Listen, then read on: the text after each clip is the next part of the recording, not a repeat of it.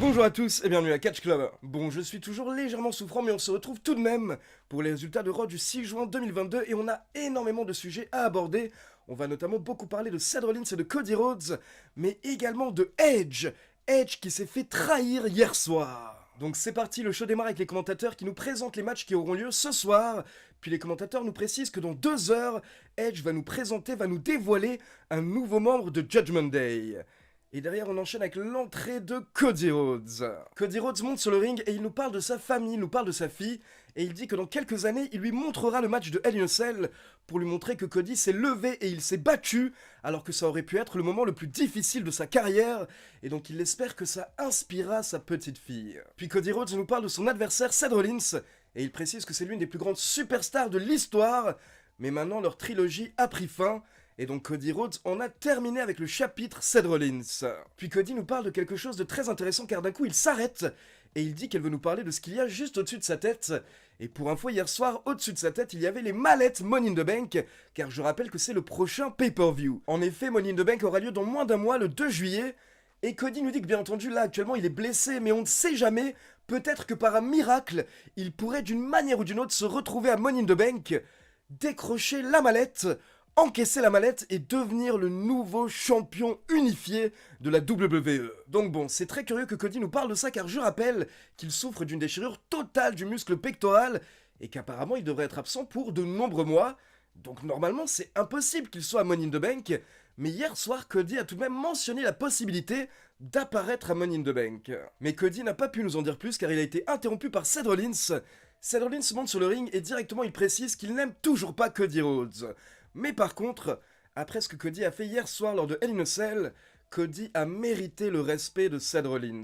Rollins dit que la performance de Cody à Hell in a Cell était l'une des performances les plus couillues de l'histoire, et que clairement Cody est l'adversaire le plus dur, le plus tough, avec lequel il a été dans le ring. Et Rollins va même jusqu'à dire qu'il n'est peut-être pas la meilleure personne pour dire ça à Cody, mais Dusty Rhodes serait très fier de lui. Rollins se rappelle que le lendemain de WrestleMania, Cody Rhodes était venu le voir pour lui serrer la main, par preuve de respect. Et donc Rollins est venu faire pareil ce soir, il souhaite serrer la main de Cody Rhodes. Donc au final, les deux catcheurs ne s'aiment toujours pas, mais ils font la paix, ils se serrent la main, puis Rollins quitte le ring tranquillement et derrière Cody quitte également le ring, sa musique retentit, mais quand Cody Rhodes arrive au niveau de l'entrée d'un coup, Seth Rollins réapparaît derrière lui et il lui met un coup directement dans la nuque avec le Sledgehammer. Et là, Rollins pète un câble. Rollins était clairement en train de nous mentir ces dernières minutes, et donc Rollins s'acharne sur Cody Rhodes, il lui enlève sa veste, il lui enlève sa chemise, et il commence à lui stomper le pec, et il presse sur son pec avec le Sledgehammer.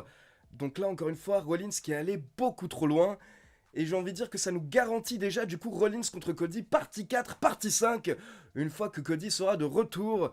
Et honnêtement, je ne suis pas du tout contre. Donnez-nous un maximum de matchs entre Cody et Rollins, vu qu'à chaque fois, ils nous gâtent totalement. Et donc pour finir, pour info, il faut savoir que pendant le segment, les commentateurs nous ont précisé que Cody Rhodes va se faire opérer ce mercredi.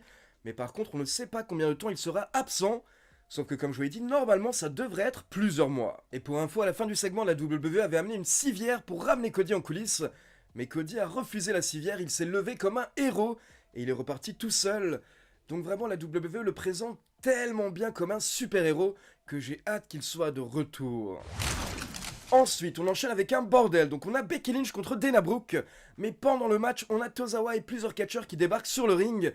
Et Dana Brooke en profite pour effectuer le tombé sur Tozawa pour devenir le nouveau champion 24/7 alors qu'elle était en plein match face à Becky Lynch. Et donc là, Becky Lynch s'énerve, elle prend le micro et elle dit qu'elle ne tolère pas que quelqu'un d'autre remporte un titre pendant l'un de ses matchs. Donc Becky Lynch demande un match tout de suite face à Dana Brooke, mais cette fois-ci pour le titre 24/7.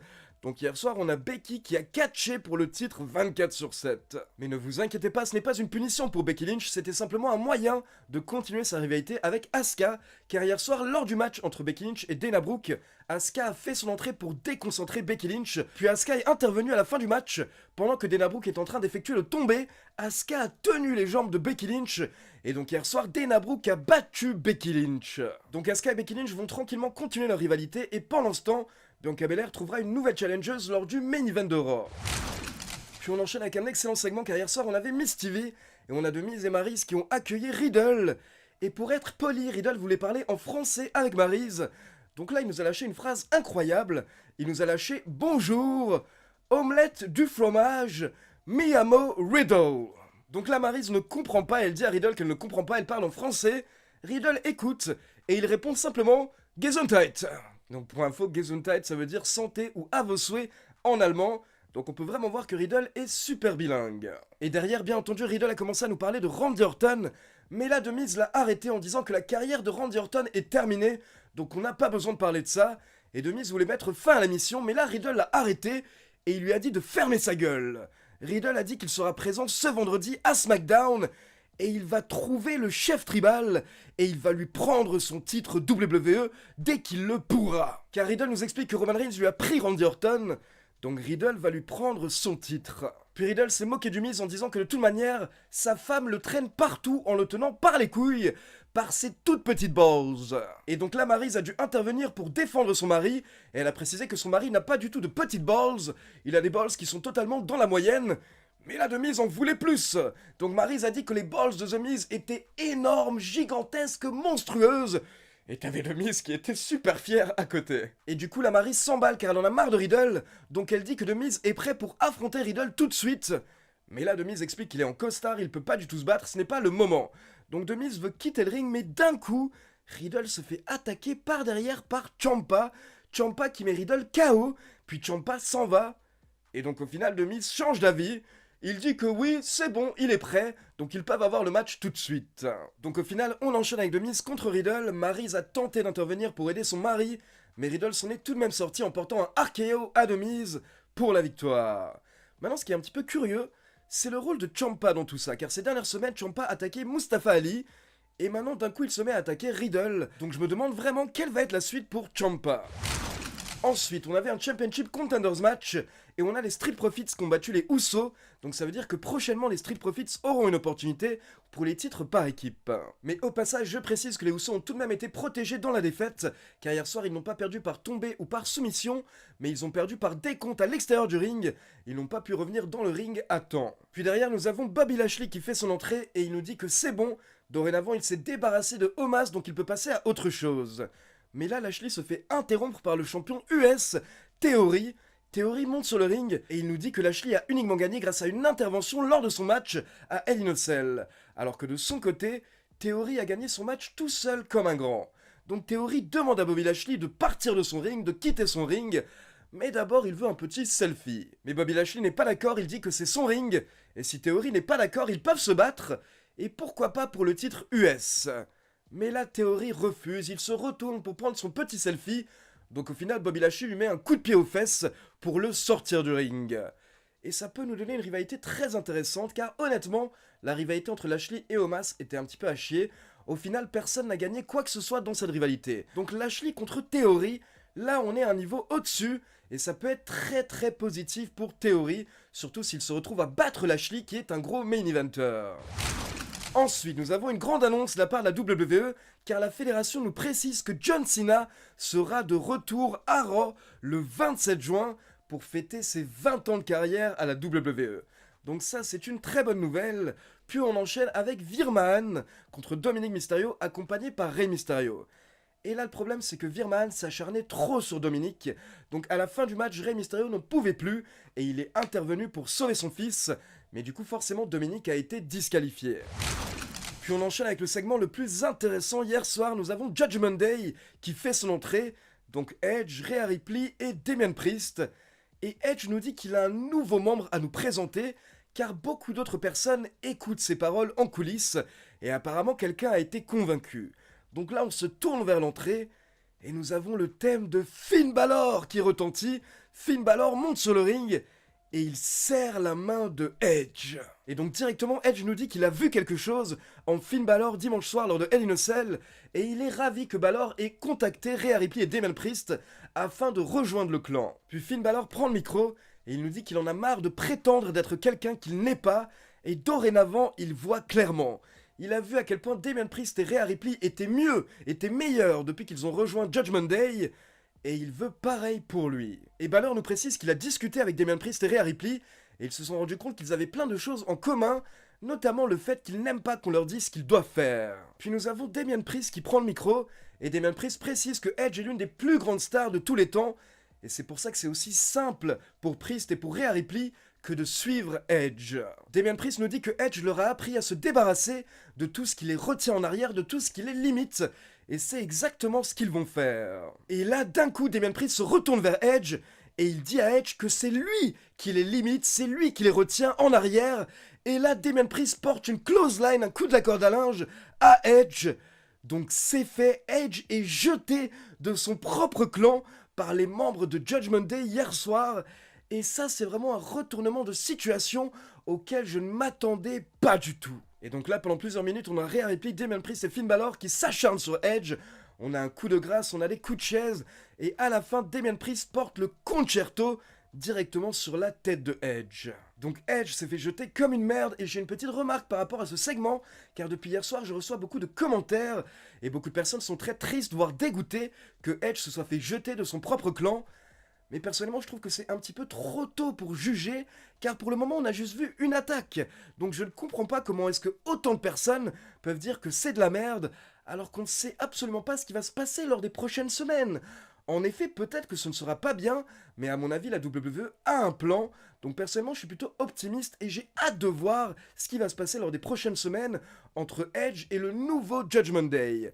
Je pense que c'est trop difficile de dire actuellement que c'est de la merde, et surtout ce n'est pas logique. On n'a pas vu ce qui va se passer, on a juste vu une trahison, donc on peut pas dire pour le moment que c'est de la merde. Je pense qu'il faut vraiment être patient.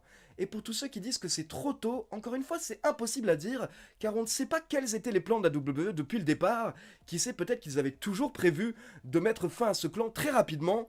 Donc wait and see, comme on dit du côté des Américains, attendons, soyons patients, et voyons ce que ça va donner lors des prochaines semaines.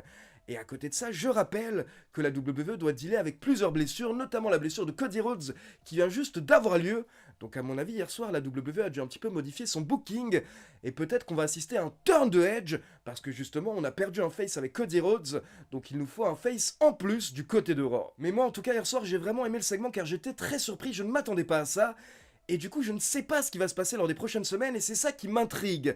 Beaucoup de personnes n'aiment pas le segment parce qu'ils n'ont pas compris, et donc juste parce qu'ils n'ont pas compris, du coup, tout de suite, ils s'énervent. Mais parfois, c'est bien de pas comprendre, les gars. On n'est pas obligé de tout le temps comprendre ce qui se passe dans le catch. Parfois, on a des schémas qui sont différents de ce qu'on a habituellement. C'est ce qui se passe justement là, actuellement, avec cette rivalité. Et du coup, je trouve que c'est plutôt positif d'avoir quelque chose d'inattendu et qui ne ressemble pas vraiment au scénario habituel et qui n'est pas vraiment logique. Beaucoup de personnes disent que c'est illogique, mais je l'ai toujours répété, la logique dans le catch, ça n'existe pas. Donc s'il vous plaît, ne soyez pas outrés ou énervés quand les scénarios ne sont pas forcément logiques. Soyez plutôt contents du fait que la WWE tente quelque chose de nouveau, et surtout attendez avant de vous énerver. Attendons de voir ce qui va se passer lors des prochaines semaines, je le répète. Et en plus, je rappelle à côté de ça que Edge n'est pas un catcheur à temps plein, c'est un catcheur à temps partiel.